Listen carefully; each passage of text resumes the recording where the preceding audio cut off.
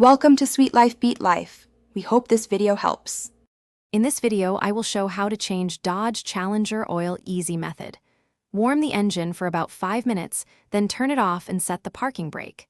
Collect 6 quarts of the recommended oil, a new filter, a wrench set, and a drain pan.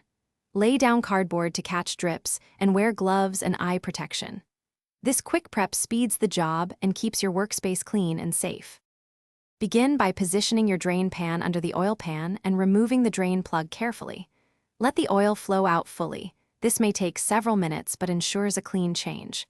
While draining, remove the oil filter so residual oil can escape. Check the drain plug washer for damage and replace it if necessary. Reinstall the plug hand tight, then snug it with the wrench to the proper torque. After removing the old filter, smear fresh oil on the new filter gasket and thread it on by hand until snug. Replace the drain plug if not already done, then pour in 6 quarts of the recommended oil slowly. Start the engine for about a minute to circulate oil, then shut it off and wait a few minutes for the level to settle. Check the dipstick and inspect around the filter and drain plug for leaks. Thanks for watching. Consider subscribing if we helped you.